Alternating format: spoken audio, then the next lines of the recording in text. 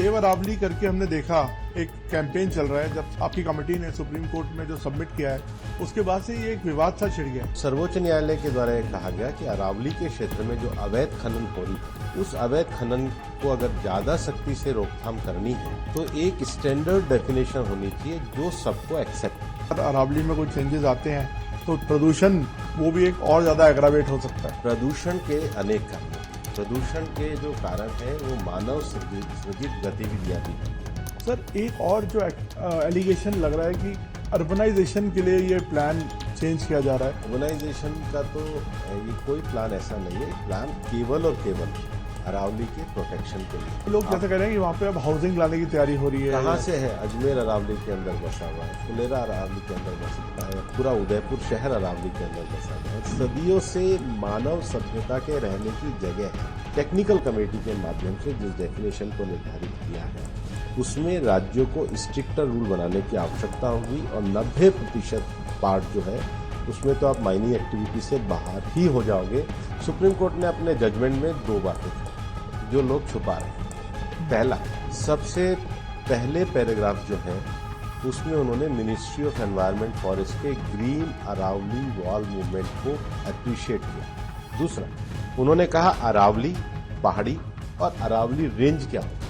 अरावली की जो मेन समस्या है वो अवैध खनन की है। अवैध खनन को रोकने के लिए ये जो डेफिनेशन दी गई है सर्वोच्च न्यायालय के द्वारा दी गई है, तो जो ये डेफिनेशन है ये न्यायालय की बनाई हुई जो कमेटी है जिसमें zoological survey of India, forest survey of India, ministry of environment forest और उसके साथ ही साथ 4 राज्यों ने मिलकर के इसको तय किया है।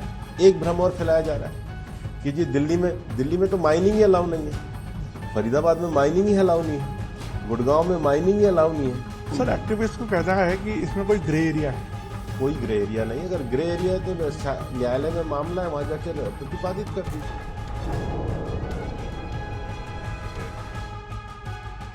अरावली को लेके एक हमने देखा सोशल मीडिया पे ट्रेंड चल रहा है, उसको समझाने के लिए कि क्या ये इशू है। हमारे साथ जुड़ रहे हैं environment minister Bhupendra Yadav ji. Sir ये सेव अरावली करके हमने देखा एक कैंपेन चल रहा है, जब से आप लोगों ने, आपकी कमेटी ने सुप्रीम कोर्ट में जो सबमिट किया है उसके बाद से ये एक विवाद सा छिड़ गया है, तो ये समझाएंगे इशू है क्या?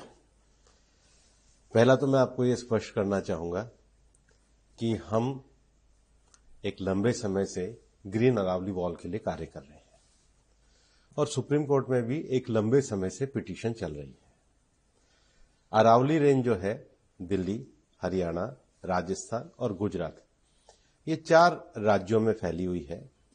लगभग 1,44,000 स्क्वायर किलोमीटर के एरिया में सबसे पुरानी पर्वत श्रृंखलाओं में है और इस पर्वत श्रृंखलाओं में गांव भी है, कृषि भूमि भी है, शहर भी है, इंडस्ट्रियल बस्तियां भी हैं, रामसर साइट्स भी हैं, प्रोटेक्टेड फॉरेस्ट भी है, रिजर्व फॉरेस्ट भी है और हम पूरी तरीके से प्रतिबद्ध हैं कि ये जो पर्वत श्रृंखलाएं हैं ये हरी भरी रहनी चाहिए।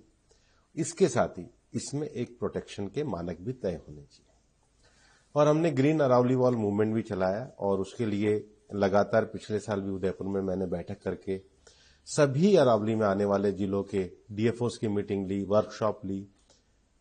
ये जो पिटीशन है ये सुप्रीम कोर्ट में एक लंबे समय से चल रही थी और सर्वोच्च न्यायालय के द्वारा यह कहा गया कि अरावली के क्षेत्र में जो अवैध खनन हो रही है उस अवैध खनन को अगर ज्यादा सख्ती से रोकथाम करनी है तो एक स्टैंडर्ड डेफिनेशन होनी चाहिए जो सबको एक्सेप्ट हो। तो सुप्रीम कोर्ट ने कमेटी के निर्धारित करी जिसमें मिनिस्ट्री ऑफ एनवायरनमेंट फॉरेस्ट के सेक्रेटरी भी थे, FSI forest survey of India भी थे, भारत सरकार का सर्वे ऑफ इंडिया है उनके भी सेक्रेटरी थे और जो देश की सारी भू आकृति का जो मैपिंग करते हैं जियोलॉजिकल सर्वे ऑफ इंडिया उसके डायरेक्टर भी थे, प्लस 4 राज्यों की सरकारें थी। अब विषय आता है कि अरावली की जो डेफिनेशन है वो सुप्रीम कोर्ट के सामने रखी गई। सुप्रीम कोर्ट ने अपने जजमेंट में 2 बातें कही जो लोग छुपा रहे हैं। पहला, सबसे पहले पैराग्राफ जो है उसमें उन्होंने मिनिस्ट्री ऑफ एनवायरनमेंट फॉरेस्ट के ग्रीन अरावली वॉल मूवमेंट को अप्रिशिएट किया। दूसरा, उन्होंने कहा अरावली पहाड़ी और अरावली रेंज क्या होगी। तो दुनिया भर में जियोलॉजी की जो वैज्ञानिक जो जियोलॉजी में काम करते हैं, भूविज्ञान भू सर्वे विज्ञान में काम करते हैं, तो वहां एक स्टैंडर्ड डेफिनेशन रिचर्ड मर्फी की मानी जाती है कि जो 100 मीटर की ऊंची पहाड़ी होती है उसको पर्वत माना जाता है। ठीक है, अब जब 100 मीटर ऊंची पहाड़ी को पर्वत माना जाता है तो केवल उसकी ऊंचाई पर्वत नहीं होती, ऊंचाई से लेके और धरातल तक, मतलब कोई भी पर्वत श्रृंखला ऐसी ईंट की दीवार की तरह खड़ी नहीं होती, वो एक बड़ी गोलाकार आकृति है। हाँ, उसका धरातल मतलब उसका जो बेस है जी, उसके धरातल से लेके और ऊंचाई तक जो जाएगी वो पूरी की पूरी 100 मीटर संरक्षित है। एक जो भ्रम फैला रहे हैं कि केवल ऊंची पहाड़ियों, उसके साथ में पड़ने वाली उसके धरातल में जो छोटी पहाड़ियां जो स्ट्रक्चर है वो सारा संरक्षित है। फिर एक पहाड़ी जो 100 मीटर की है और दूसरी पहाड़ी जो है उसके बीच में जो आधा किलोमीटर का क्षेत्र है, कितना, आधा किलोमीटर 500, उसमें जमीन है वो भी संरक्षित में आएगा, वो भी अरावली रेंज कहलाएगा। तो फिर भ्रम हुआ कहां पे? अब सुनो ना, तो 90% तो भाग संरक्षित है।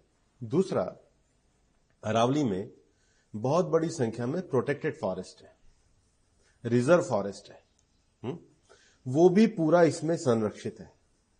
फिर जो इको सेंसिटिव जोन है उसका जो 1 किलोमीटर का एरिया है वो भी संरक्षित है। इवन जो ड्राफ्ट इको जोन है उसमें भी सुप्रीम कोर्ट के रेगुलेशन के हिसाब से संरक्षण है।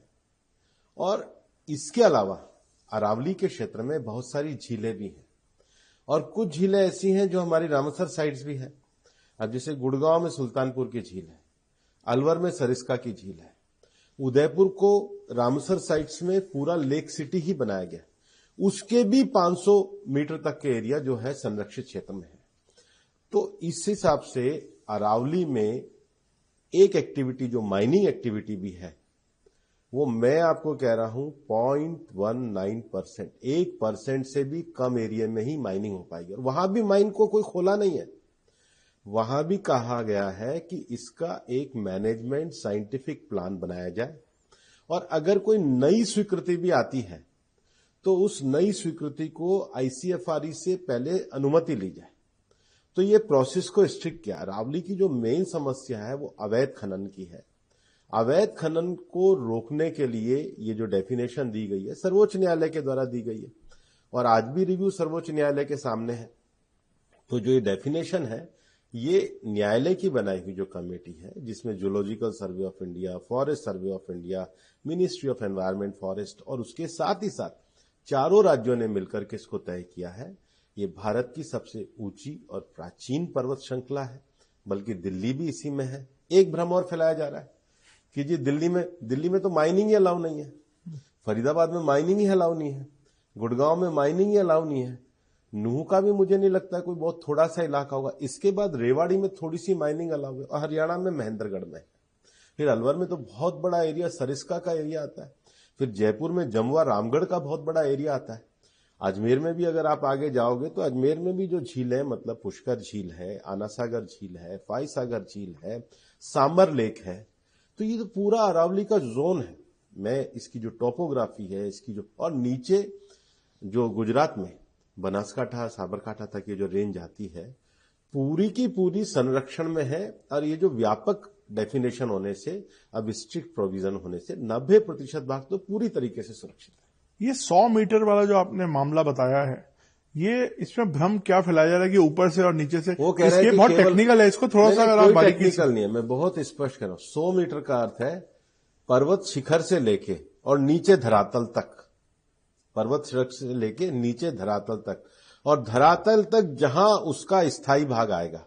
तो धरातल में वो पूरा ऐसा नीचे पर्वत एक गोलाकार अंडाकार श्रेणी में उसकी जो सब टहनियां होंगी, जैसे कोई पेड़ है, पेड़ ऊपर 25 मीटर का है लेकिन उसकी जो नीचे जड़े जहां तक है, जहां तक उसका है वो पूरा 100 मीटर। सर, एक्टिविस्ट को कहना है कि इसमें कोई ग्रे एरिया है। कोई ग्रे एरिया नहीं। अगर ग्रे एरिया है तो न्यायालय में मामला है, वहां जाकर प्रतिपादित कर दीजिए। आप आज भी सर्वोच्च न्यायालय में ही विषय है जी। अगर है तो बता दीजिए भाई। आप लोगों में भ्रम क्यों फैला रहे हैं? आप लोगों में झूठ क्यों फैला रहे हैं? और ये तो हुई पर्वत, ये आइडेंटिटी पर्वत। पर्वत एक से और दूसरी श्रृंखला के बीच में 500 मीटर उसमें इवन जमीन का भाग 500 मीटर क्षेत्र में आने वाला भूभाग तो ये पूरा एक संरक्षण के। और फिर अभी तक क्या था, अरावली के क्षेत्र में डेफिनेशन के अभाव में जो खनन स्वीकृति थी उसमें दाएं बाएं होते थे। मैं आपको अभी भी कह रहा हूं 58% भाग जो है वो तो खेती है, फिर हमारे नगर है, हमारे ग्राम है, हमारी ढाणियां है, फिर उसके साथ हमारा प्रोटेक्टेड एरिया, लगभग 20% तो प्रोटेक्टेड एरिया जिसमें तो आप कर ही नहीं सकते, चाहे वो जमीन हो, छोटी पहाड़ी हो, बड़ी पहाड़ी हो, कर ही नहीं सकते। रामसर साइट्स है।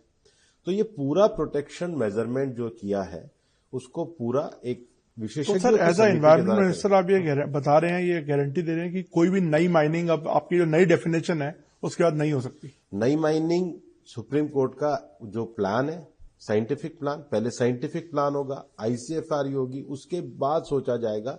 पर मैं बिल्कुल स्पष्ट रूप से बता रहा हूं 0.19% से ज्यादा में हो ही नहीं पाएगा। पर सर स्कोप तो खुल गया ना, लेकिन जैसे पहले जो नई माइनिंग का स्कोप नहीं था, वो प्रोटेक्टेड एरिया ही था सारा। इस पहले चल ही रही है, इसी के आधार पे परमिशन दी जा रही है। ओके, ये इसी के आधार पे परमिशन दी जा रही थी। ये जो आधार है, ये बेस ये 2006 से। पर वहां क्या था, एनोमली थी। हर राज्य में अलग अलग एनोमली थी और इलीगल माइनिंग थी।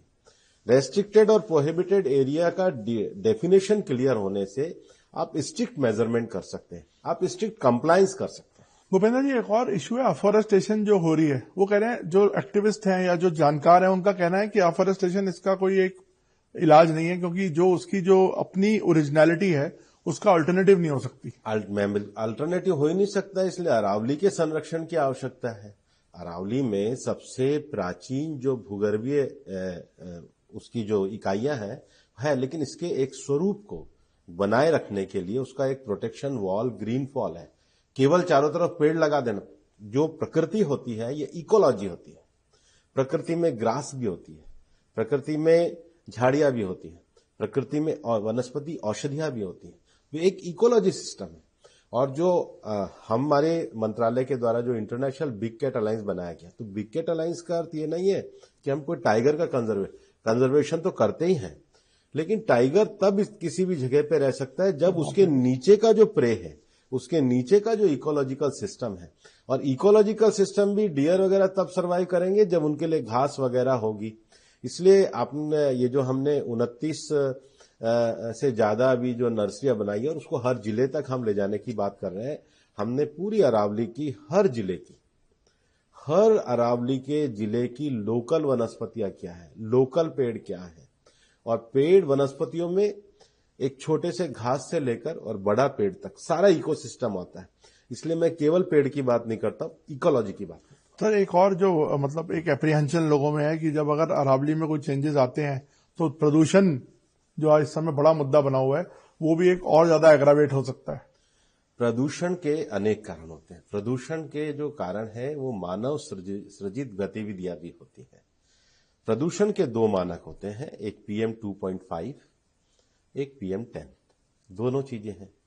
PM 2.5 में जब कार्बन एमिशन ज्यादा होता है, मतलब जो 2.5 के जो माइक्रो कण है वो ज्यादा क्यों होंगे? क्योंकि या तो ओजोन होगा, लेड होगा, कार्बन होगा, सल्फर होगा। जब ये हवा में इंडस्ट्री के कारण, व्हीकल के कारण, अन्य गतिविधियों के कारण आएंगे, तो पहला विषय होगा। फिर PM 10 में धूल और उसके बड़े कण जो होंगे, इनके मिलाने से दूसरा जो विषय होता है वो मेटेरोलॉजिकल कंडीशन होती है, मौसम विज्ञान की, कि जब हवा चलनी बंद हो जाएगी और ये लगातार इनका उत्सर्जन होता रहेगा तो वो ठहर जाता है। बट सर दिल्ली में तो ना NCR में ना कोई इंडस्ट्री है उस तरह की, और आपने काफी हद तक हम देखते हैं ग्रीन व्हीकल्स का भी चलन हो रहा है। फिर ये पोल्यूशन का क्या वजह है जो मतलब अनएक्सप्लेन्ड है? दिल्ली में अभी सर्वोच्च न्यायालय ने एक अच्छा निर्णय दिया है कि दिल्ली में अच्छे फ्यूल के लिए हम BS6 पे आए थे। BS6 के पहले के जो व्हीकल हैं, जो कि पॉल्यूटेड व्हीकल हैं, उनका जो कोहेसिव प्रोटेक्शन का स्टे था वो विड्रॉ हुआ है। तो एक तो हमें फ्यूचर में, क्योंकि दिल्ली में करोड़ों व्हीकल चलते हैं, टू व्हीलर से लेके और बड़े व्हीकल, तो इसका फ्यूल अगर हम अच्छा प्रयोग करेंगे, उसके लिए उसके जो पर्यावरण के मानक होंगे, वो पहला विषय है। दूसरा विषय है कि दिल्ली में अभी पिछले ही दिनों निर्देश देके हमने स्मार्ट ट्रैफिकिंग पे जोर दिया है। लगभग 60 के करीब ऐसे प्लेसेस हैं जहां पर ट्रैफिक का कंजेशन होता है। तो शाम को 4 से 7 तक जिस समय, या सुबह 8 से 10 जिस समय धुंध और कोहरा ज्यादा हो रहा होता है, उस समय अगर एक साथ हजारों व्हीकल लाइन में खड़े रहेंगे तो उनका पॉल्यूशन तो होगा ही, व्हीकल पॉल्यूशन की दृष्टि से। दूसरा, दिल्ली केवल दिल्ली नहीं है, दिल्ली एनसीआर रीजन है। और एनसीआर रीजन से भी आगे जो हमने अथॉरिटी बनाई है सीएक्यूएम, उसने एयर शेड की पहचान करी है। तो उस एयर शेड में लगभग 240 इंडस्ट्रियल एरिया है, और 240 इंडस्ट्रियल एरिया में 3,500 इंडस्ट्री हैं जो रेड और ऑरेंज कैटेगरी की है। ओके। वो जो 3,500 इंडस्ट्री है, उसमें हमने कहा है कि आप डिवाइस लगाइए जिसको मॉनिटरिंग से जोड़ने का काम करेंगे, ताकि आपको ये पता लगे कि आपका ग्राफ कैसा है। मुझे बताते हुए ठीक लग रहा है कि हमने उसमें भी पैनिक नहीं होने दिया है। लगभग 1200 के करीब इंडस्ट्री में डिवाइस लगे हैं, बाकी को 31 दिसंबर का समय दिया है। तीसरा जो बड़ा विषय है वो डस्ट का है। एक बहुत बड़ी जो एक्टिविटी चलती है कंस्ट्रक्शन और डेमोलिशन की चलती है। तो कंस्ट्रक्शन करते हैं तब तो ठीक है, लेकिन आप देखेंगे कि जो डेमोलिशन होता है उसको रखने की कोई जगह नहीं है। तो हमने सीएनडी के रूल्स भी करे हैं, और अभी मैंने गाजियाबाद, नोएडा, फरीदाबाद, गुड़गांव, सोनीपत, एनडीएमसी और एमसीडी, इन 7 अथॉरिटी की अभी पिछले ही हफ्ते अलग अलग मीटिंग ली है, और सबको कहा है कि भाई आप 2026 का 1 जनवरी से लेकर दिसंबर तक का अपना प्लान बनाइए कि हम सीएनडी वेस्ट में ये करेंगे, हम जो गड्ढे खुदे हुए उनके लिए ये करेंगे, एंड टू एंड पेवमेंट के लिए ये करेंगे, ग्रीनिंग के लिए हम क्या करेंगे। फिर जो एक बहुत बड़ा कारण है वो सॉलिड वेस्ट है। जैसे आपका तो इंटरनेशनली भी आप एक्सपोजर है, आप क्या कुछ बाहर की बेस्ट प्रैक्टिस, सॉरी आप मेरा इतना ही रोकेंगे? नहीं करिए, बताइए सर। नहीं प्लीज। तो ये सारे पैमानों पे काम किया।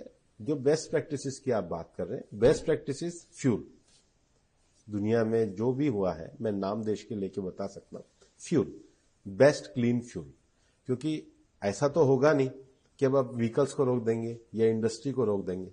क्वेश्चन ये है कि वो बेटर जो अपना भी इंडस्ट्री चलाने के लिए करे वो फ्यूल का इस्तेमाल करे। इसलिए आपको मैं बताना चाहूंगा, हमने 240 इंडस्ट्रियल एरिया में 226 में पीएनजी गैस की सप्लाई कर दी। हमने कहा कि मैक्सिमम चीजें आप गैस बेस पे ले जाइए। फिर जो हमारे थर्मल पावर है उसमें दिल्ली के आसपास जो है उनका नई टेक्नोलॉजी में वो जाए, उसको हमने बनाने का काम किया। तो फ्यूल एक बड़ा विषय है, ग्रीनिंग बड़ा विषय है, डस्ट मैनेजमेंट एक बड़ा विषय है, और नेशनल क्लीन एयर प्रोग्राम में प्रधानमंत्री जी ने जो पूरे मानक हम लोगों ने तय किए हैं, फाइनेंस कमीशन से जो सपोर्ट दिया है, तो हमने ये नीचे दिल्ली की सारी कॉरपोरेशंस को कहा है कि आप नेशनल क्लीन एयर प्रोग्राम के जो स्टैंडर्डाइजेशन के विषय हैं, उसमें सीएनडी, वेस्ट मैनेजमेंट, क्लीनिंग से लेके जो सारे विषय हैं, उसको अगर आप लेकर इंप्लीमेंट करेंगे स्टेप बाय स्टेप, तो उसका इफेक्ट आएगा। और इसमें सारे कोऑर्डिनेशन के लिए जो सेंट्रल एयर मॉनिटरिंग जो कमीशन है वो लगातार काम कर रहा है, लगातार उसकी रिव्यू और मीटिंग हम लोग कर रहे हैं। तो सर आप जैसे प्रोजेक्ट कर रहे हैं कि हम ये चीजें करेंगे, आपने एक प्लान बनाया है, आपका ये भी है कि आपको लगता है इससे कितना एक्यूआई नीचे आ पाएगा अगले सीजन तक? देखो, अगर इस बार तो मुझे लगता नहीं है कि इतनी जल्दी आएगा। सीजन की तुलना अगर आप देखेंगे सर, तो एक्यूआई के दिन काफी बेटर हुए हैं, लेकिन दिसंबर में 2 बार जो मीटरोलॉजिकल कंडीशन होती है, जिसमें हमारे जो वेस्टर्न डिस्टर्बेंसेज आते हैं, अगर तो वो बारिश बन के बरस गए तो ठीक होता है, अगर वो ऊपर से चले जाते हैं तो उस समय हवा रुक जाती है। हवा स्टिल होने पे ही PM 2.5 और PM 10 जो है उनकी मात्रा स्थिर रह जाती है, तो उसके लिए हमने ग्रैप का प्रोविजन किया है, और सीएक्यूएम को यह अथॉरिटी दी है कि वो प्रेडिक्शन के आधार पे, क्योंकि ये केवल सीएक्यूएम ये गतिविधियां तो हैं ही, साथ में उनको मौसम विज्ञान के साथ भी संबंध रखना पड़ता है, और उस एप्रीहेंशन को देखकर ये जो गतिविधियां हैं इसको रेस्ट्रेन करने के लिए ग्रैप लगाना पड़ता है। पर ग्रैप के भी इस वर्ष के अनुभव से हम बेहतर कोऑर्डिनेशन के अगले बार के इम्प्लीमेंटेशन रूल लेके आए। हम लोग क्योंकि देखते हैं सर कि कई कंट्रीज ने जैसे ऑलमोस्ट ऐसा ही पॉल्यूशन फेस किया है, बीजिंग एक उदाहरण है, उन्होंने लेकिन कंट्रोल कर लिया। और मैं कह रहा हूं ना, फ्यूल, डस्ट और स्ट्रिक्ट मेजर्स, इसके बाद आपको लगता है कि कोऑर्डिनेशन, क्योंकि दिल्ली में जब तक आसपास की ये जो 8 जो हमारी म्युनिसिपैलिटीज हैं उनके कोऑर्डिनेशन को करना पड़ेगा। और आपने देखा होगा कि अभी शहरी विकास मंत्रालय ने भलसवा का, ओखला का, गाजीपुर का ये जो ढेर लगा हुआ था लंबे समय से, लगातार काम कर रहे हैं। उसकी भी हर महीने की मॉनिटरिंग हो रही है और ऐसा लगता है कि जून तक हो जाएगा, केवल गाजीपुर का बच जाएगा, तो उस पर दिन रात काम चल रहा है। गुड़गांव और फरीदाबाद का भी बंधवाड़ी के पास एक जगह है जी, तो उनका भी अभी टेंडरिंग वगैरह निकाल के वो लोग भी कर रहे हैं। गाजियाबाद में तो बहुत अच्छा उन्होंने किया है कि अपने लीगेसी वेस्ट डिस्पोजल को समाप्त करके उन्होंने मियावाकी का एक जंगल बनाया है। और हमने सभी कॉरपोरेशंस को ये आग्रह किया है कि वो अपना पार्क एरिया को डिक्लेयर करें, ताकि पब्लिक पार्टिसिपेशन करके पार्क एरिया की ग्रीनिंग पे ज्यादा से ज्यादा हम लोग लगेंगे तो ज्यादा अच्छा रहेगा। सर एक आखिरी में मैं थोड़ा अरावली पे वापस आता हूं। सर एक और जो एलिगेशन लग रहा है कि अर्बनाइजेशन के लिए ये प्लान चेंज किया जा रहा है, इस पे भी मैं चाहता हूं कि आप बोलें ताकि लोगों को क्लैरिटी हो। नहीं, अर्बनाइजेशन का तो ये कोई प्लान ऐसा नहीं है। प्लान केवल और केवल अरावली के प्रोटेक्शन के लिए। अर्बन शहर तो वैसे अरावली में नहीं, कई लोग जैसे कह रहे हैं कि वहां पे अब हाउसिंग लाने की तैयारी हो रही है। कहां से है? अजमेर अरावली के अंदर बसा हुआ है, फुलेरा अरावली के अंदर बसा हुआ है, अपना क्या कहते हैं, पूरा उदयपुर शहर अरावली के अंदर बसा हुआ है, बूंदी शहर अरावली के अंदर बसा। कितने शहर में आपको गिना दूंगा जो अरावली के अंदर ऑलरेडी, ये सदियों से मानव सभ्यता के रहने की जगह है। लेकिन जो अरावली का प्रोटेक्टेड एरिया है उसकी क्लियर डेफिनेशन अगर जो सुप्रीम कोर्ट ने करी है, सुप्रीम कोर्ट ने उसको अरावली और अरावली रेंज को geological survey of India, forest survey of India और अपना मिनिस्ट्री ऑफ एनवायरनमेंट, इनसे सर्वेयर ऑफ इंडिया, इन सब से इनकी टेक्निकल कमेटी के माध्यम से जिस डेफिनेशन को निर्धारित किया है उसमें राज्यों को स्ट्रिक्टर रूल बनाने की आवश्यकता होगी। और 90% पार्ट जो है उसमें तो आप माइनिंग एक्टिविटी से बाहर ही हो जाओगे।